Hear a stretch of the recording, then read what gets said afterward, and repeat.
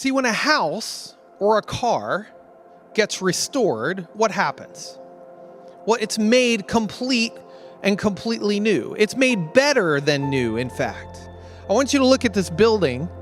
This is called the Old Stone Mill. This is actually right outside Lancaster, very close to where I live. It's at the corner of Stone Mill Road, which is named for this building.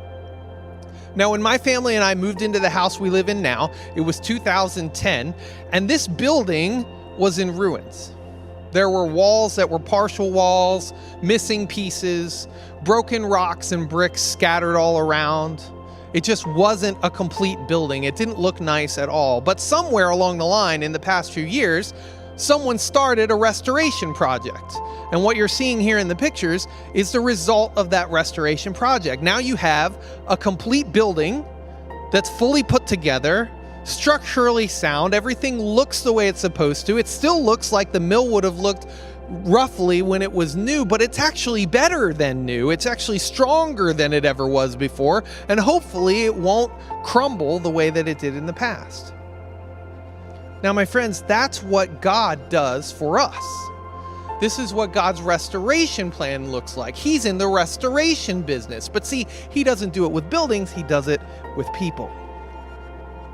Verse 7 of Ephesians 1 says that God was so rich in kindness and grace that he purchased our freedom with the blood of his Son, and he forgave our sins.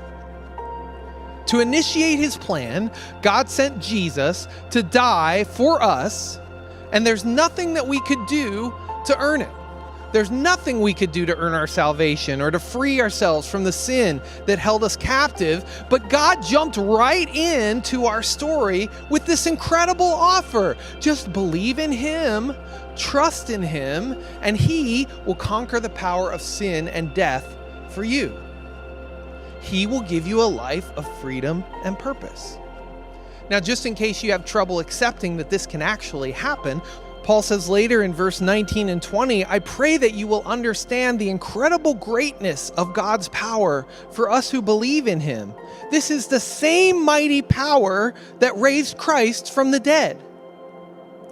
God's restoration plan means actually knowing, understanding, and experiencing the power of God. The resurrection power of God. This power that God puts into action in our life is resurrection power. It is the same power that raised Christ from the dead that lives in you when you trust in him. Isn't that amazing? That's amazing.